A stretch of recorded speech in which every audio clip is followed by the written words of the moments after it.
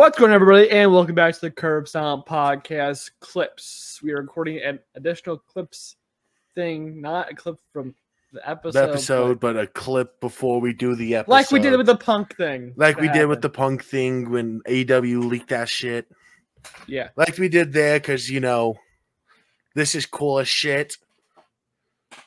And probably more urgent things that we need to get and it's not every day you have probably the most awe-filled thing happen in wrestling. This is the most me thing in the world. Horror and wrestling, it goes together like that's like it's your dream. It's your dream. It is. That's why I love the Fiend and the Undertaker and stuff like that. Like I love it. It was awesome. Everyone's like, this Monday could feel like a this is Raw After Mania. This was better than Raw. This was better than Raw After Mania this year. Well, because what was Raw After Mania? It was it was like a 45-minute Rock segment. Yeah, so Ilya and Roxanne. Yeah. But there's a lot that dove into it. But the only part that really matters is the last 10 minutes. 5 minutes. I'm rounding up for everyone. Okay. Anyways, the ending of Raw occurred. This is why we wanted to do this urgent clip area thing. It was because the white sticks have arrived. We'll also talk about them in the episode, but we want to talk about more in depth here. You want to talk about how to perfectly debut this group? I don't think they could have done it any better. No, everyone was getting everyone's getting antsy, how he needs to show up sometimes soon. And we talked about this in an episode where we're like, I mean, after Saudi, everyone was like, I lost all the hype for it. Mm-hmm. They're waiting too long. With this result, if they wanted to wait till post SummerSlam to do this, and this is what we got, I would have been fine. Absolutely. I would have been fine because you couldn't do this any better. So the Let's Go Out in the arena. The door was placed and everything like that. I think the best part was everyone's like, "Oh, Jay's dead. Jay's about to die." As a joke before we saw anything that was happening. But the door opened and then we had a Samara-looking being crawl out, who is dubbed Sister Abigail. That was not Sister Abigail. No, that's what they're calling her. It's Abby the Witch. What? That they're referring to that one as Abby. Why don't they just call her Sister Abigail? Because that's what they're referring to. She's Abby. Do you want me to get the names of all of them? Please do, because I'm not. I don't. The only one I thought I remember was Sister Abigail. Sister Abigail. No, it's in my DM somewhere. So. Oh, someone's in your Sister Abigail's in your DMs, bro. I think you should run. Dude, I would block, run. You'd never be able to get a hold of me again. I wouldn't. No one would. I would probably be dead. Or did I get my joke? So Nikki Cross was the first one to come out, aka Nikki ASH, aka Abby the Witch. Oh wait, they should call her Sister Abigail. Mm-hmm. No, because Sister Abigail's, I think they're trying to stick to that being Bray's lore. Bray's little and imaginary. And if sister, if for some reason they don't go Goddess Alexa, I think they'll play more into that with Alexa. Then I don't think Alexa's popping up for this. No, I don't think so. She's gonna come back as Goddess. I think she needs to, but that's a completely different topic. if they try to link it, would be through Sister Abigail because she was kind of the embodiment of Sister Abigail. Yeah, she was possessed, I think, by Sister Abigail. Yeah. But then she points off to Gorilla, and we walk into Gorilla. How the fuck do you do this? Because we saw Gorilla because of the surprise. Well, yeah, the Drew segment, and then also the surprise guest had a backstage online thing. How do you set that fucking shit up? Do you know how you do it? So, and this is kind of what I thought about. I asked myself, but then because if you really think about it, they still have to run the show. Yes. And they run it through Gorilla. Mm-hmm. They had 2 gorillas set up, I think. They had a second gorilla right behind. So the main event went through a smaller, tightened coursed gorilla. Mm-hmm. So the only thing that happened through the main gorilla while they set everything up was Finn came out and Ray came out. Yeah. Because we had a good 40 minutes between that last segment where we saw Gorilla and when it happened. Yeah. So if they ran the last show, it was maybe Triple H and 2 others running the main event. Like, and with those, with those three workers, you don't really have to be hands on with it a lot, too. But when we walk into Gorilla, there's sparks flying. There's like a bunch of bodies on the floor. There's bodies suspiciously that look a lot like our favorite superstars. I want to talk about that in a bit. None of them are. None of them are, but I have a theory about that for a reason. You think it's like? I think it's they got people who closely represent them. Mm-hmm. Like just Avengers Age of Ultron type thing? Yes, like I think it's meant for us to believe that they are them. Yeah. Because, do you want me to just dive into it now? Yeah. So there's 4 who were like, and I didn't see one of them. Mm-hmm. I didn't see where they were getting. I can see where they're getting Dom. Dom is 50 pounds overweight then. I just don't see it. Yeah. But it's Gunther. It was Mello. We clearly saw Gable. Gable is the only one who's very, very clear that it was him. I think they were trying to go for Braun Strowman. That kind of makes sense. I feel like that's, and it makes sense for what I'm cooking here. Okay, I'll hear. And then we'll say Dom. So the Wyatt 6, it's very clearly about family. I think it's about vengeance. It's about family. Because you know what each wrestler of those have in common. Gunther recently turned his back on Vinci for the first time in years. Mm-hmm. They were like a family. Mellow Trick, family. Dom, Ray. Yeah. Duh. Chad Gable, now with Alpha Academy. Yeah. And if their goal was to try to get us towards the path of Braun Strowman, that one's clear as day. As he turned his back on Bray Wyatt. Yeah. Granted, there's no chance in hell that's what they were going for. Because Triple H is also listed. Yeah, but I don't know where the fuck they're finding Triple H. Yeah, I don't know where they found Triple H. I think they're just like guessing. It's like, oh, it's Gorilla. Triple H is always back there. My favorite thing is, man, fucking Triple H had the presidential escort to get out of this shit. I love seeing the memes of like, oh, this wrestler walked back to fucking Gorilla and just realized, holy fuck. Yeah. For catering. It's like, so if their goal was to point us in the direction of those wrestlers, mm-hmm. I think that would be why. Mello straight up said that wasn't him. I think it might be like a premonition type thing where it's like they're trying to set up like these are the people that they're going to go after. Yeah, which then would make sense with the they betrayed family mm-hmm. and shit. SmackDown better run. I also saw people trying to say Cody Rhodes. People have said Cody Rhodes. I didn't see anything. I have not. Cody. I don't know where the fuck they were getting Cody. Not even like maybe that guy who was like splattered against the wall. Maybe that guy got dreads. I thought that I'm thinking he got scalped. He had dreads. It's dark. Are you sure? He definitely had dreads. Well, that's not the Mellow guy. Because I at first thought that was JD McDonough. I thought that was JD, but like that was just there's so much going on. And I think Gacy was back there, like the rat's Gacy.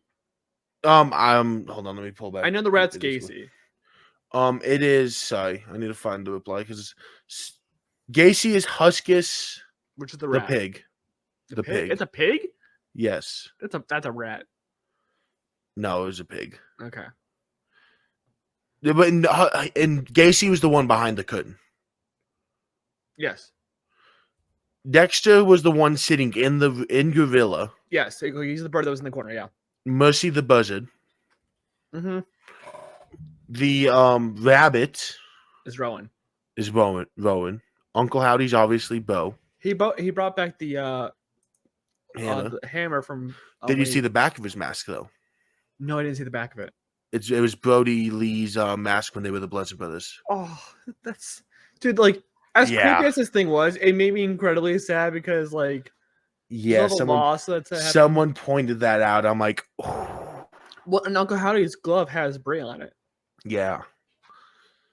So it is. And then we walk after we get through Gorilla, we go to his back section where we see Chad Gable, who looked like he just got shot.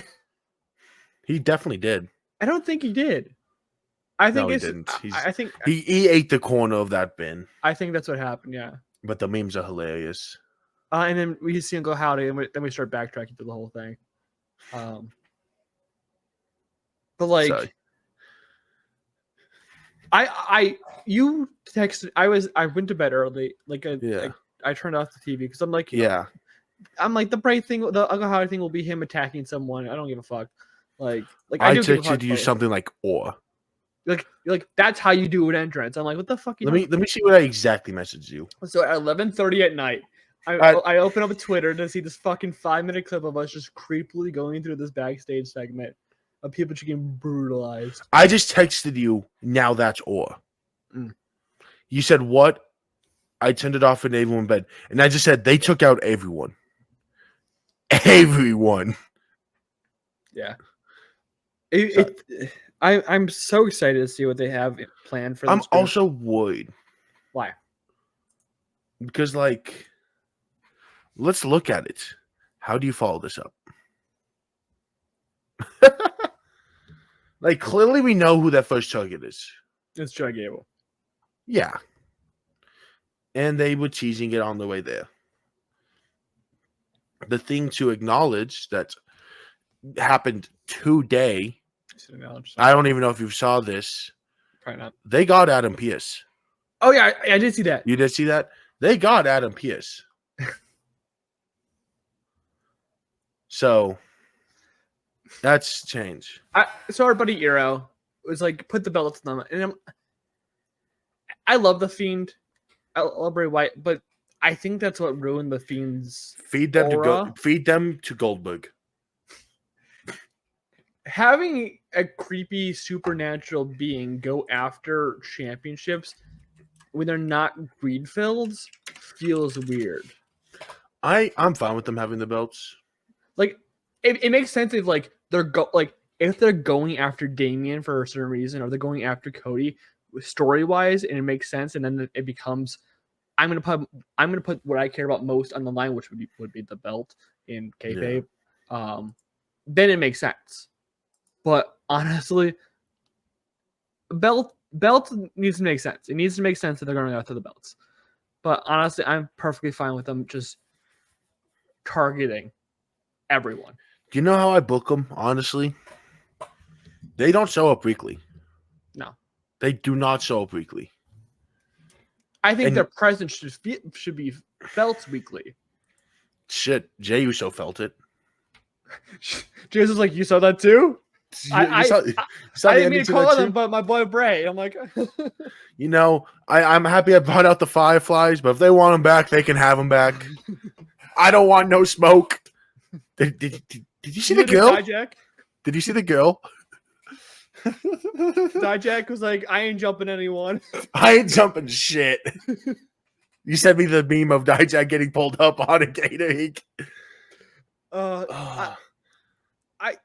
This brought everyone in the like IWC is very divided about everything, but this brought everyone together because we all love Bray, and having this done in such a beautiful way immediately is awesome. Yeah, we're gonna go some sad news relating it though. We did get to see a relationship end through this. As Indy Hartwell, who is married to Dexter Lumis in kayfabe, wants to file a divorce. I mean, can you blame her? I will say, I do appreciate some of the wrestlers who were not featured backstage saying something or mentioning it. Bronson Reed's like walking back to fucking Gorilla and what like the fuck happened? Well, he was also getting, I don't know why, getting this real vibe about shit, walking away. Kofi tweeted something didn't feel right last night, so we rolled out of there early. Good thing we did because we probably wouldn't have made it out otherwise. But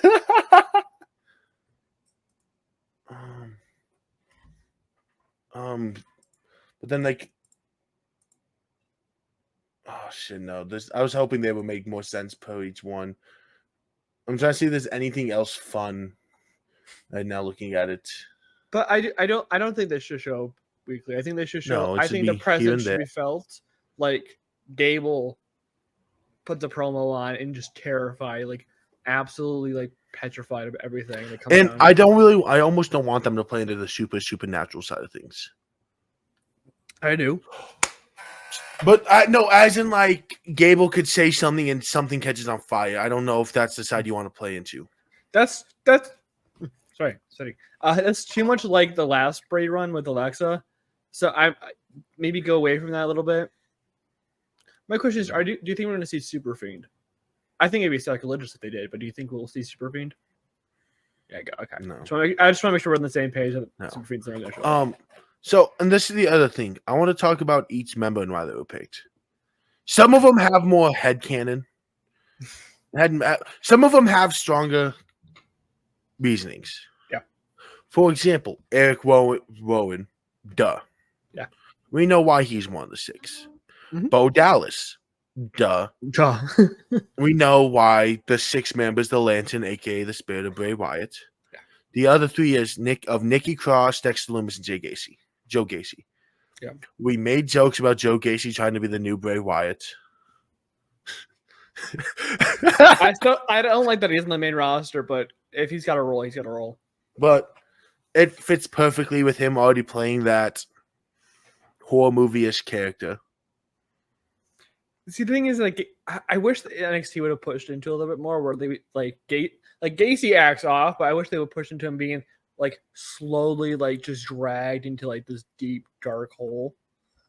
But like they didn't do that, which upsets me. But like I think that they could have definitely made Gacy's little whole thing a lot easier. Yeah. Nikki's been off TV for months now. She's been in backstage things where she's just walking around. Which, if that's what they were setting out the whole time, bravo. If they were setting up just Nikki walking around in the background, I didn't think of this. I saw it on Twitter. Mm-hmm. I can't think of her name. I want to give her credit. It's in my bookmarks. I have one of her tweets saved in my. Actually, sorry. Hold up. Shout out Kathy Kelly. Someone commented, "You killed it tonight," and she responded, "No, Wyatt 6 did." It's Wheezy. The streamer. Yeah. She posted this. She posted this about Nikki Cross, and I'm like, that makes sense. Do you remember who her last tag partner was? Nikki Cross. Shit, I do. Not her most infamous tag partner that left her. Rhea. That left her. Rhea. Alexa was Alexa? Alexa. Okay. Alexa left her. And then that's when we started. She went to the Nikki AAC. No, she might have been doing with it. But it's playing into the fact that Nikki Cross got abandoned by Alexa, who we already know the ties there between them and that we already know ties between Alexa and the Wyatt 6. Yeah. That's clear. And then we got to, we look at Joe. The one I do not fully understand, and I'm actually going to look up because, like, Rowan's is that obviously, but do you know who his last WWE match was against? By the way, it wasn't like this match. Wasn't it against Roman? No, it was against Drew. So the same night Drew leaves is when they debut. Drew's probably lucky that he left. Yeah. So, fun fact. It's been a month since he's even had a match. Who? Dexter. He had a match in the last one? A main event match. Well, yeah, they kind of have to set this up. You got to pull him off TV relatively early. Oh, sorry. Shit. Never mind. I'm wrong. It's been a year. I was say he hasn't had a match in forever. Last time I remember him being on TV was with Miz. The last time he had a match on TV was September 2022? Was May 23. Okay. And I was in a battle royale for the number one contender. I remember. Okay, yeah. Unless he hasn't had an actual match, and I don't think that'll change. I kind of want them to just like. I don't want them to have matches. I kind of don't. Like, obviously, I think Uncle Howdy will get involved in a match. But I think he might be the only one that does because everyone. I don't think they're going to come out of costume because you can't really wrestle with that shit on. But like, Uncle Howdy is relatively easy. You can do that with. Yeah. But honestly, I just want them to wreaking havoc, haunting people, essentially, and just like being this overall presence around Raw or SmackDown or NXT. Both. All three. I think you keep them from NXT. Can you imagine? But can you imagine like Uncle Howdy or like Joe Gacy's fucking pig character going down and messing with Trick? That'd be funny as hell. It'd be a ton of fun. I'm super excited for this fucking faction. Like, this last Monday's Raw had, like, it made me turn the TV back on because of the first thing that happened, but like, it kept me really engaged, and besides, I went to bed because I was just tired. Yeah. Goddamn, I'm so excited, bro. Bray would be so happy. It was exactly what. It was better than what anyone envisioned. Mm-hmm. It was awesome. Because people are probably like, oh yeah, Uncle Howdy's going to show up when the lights go out and then attack someone and then vanish. This was completely different. This is savagery and fucking mayhem. Murder. Dude. If they keep with this production design for the rest of the run, we could be talking about this being an all-time like faction. But we could also be talking about it being an all-time fumble. I don't know. I think Triple H kind of learned from working with Bray that yes, there's limitations to what wrestling storylines can do, but if you have someone who envisioned this story, let them do it. Because he stopped Bray at a lot of stops. We saw that in the documentary. He stopped Bray from a lot of things he wanted to do because he didn't know how people would react to it. And seeing that what happened with Bray, I think Triple H is probably like, okay, I'm gonna let the leash off a little bit. I'm gonna keep you from doing like stupid shit like, burning the place down, but we're gonna make this. We're gonna put all our efforts into it. Yeah. Let's see. Is there anything else you want to talk about concerning them? I really want to figure out if Gable's like dead in kayfabe. No, because he has a match next week. I mean, Bronson Reed said both his competitors are dead. Because I think he's facing Mello. That's not Mello. Mello's on SmackDown this Braun. Week. Braun, yeah. But that wasn't Braun. I know, but like that was. Unless they kayfabe was supposed to think it's Braun. Who knows? I just love that everyone was so panicked that they got Gunther. You said dumb. I'm like, I don't see dumb, and then you're like, this is dumb. I'm like, that's. I was going off what people were saying. That guy was way too big to be dumb. I honestly think half of it's just random security dudes. Yeah. You're future world champion 10 years.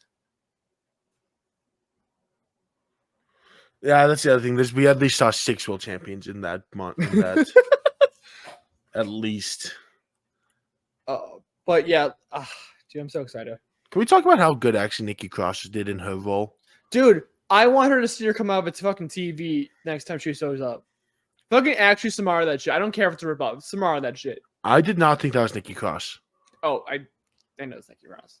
I knew it was Nikki Cross, but I'm like, that's Nikki? I'm surprised that those masks did really well. Where like basically they were blacked out the whole time, where you couldn't see anyone's eyes. The only time the only reason I saw that like behind the mask is because the digitals came out, and the digitals kind of showed up like the inside of the mask a little bit. So yeah, that's when you saw Nikki's face a little bit. But honestly, that's what sold it really. Like her coming out by herself and then just pointing to the area. Creepy as fuck, bro. I love horror movies. It's just, it was perfect. In every way, perfect.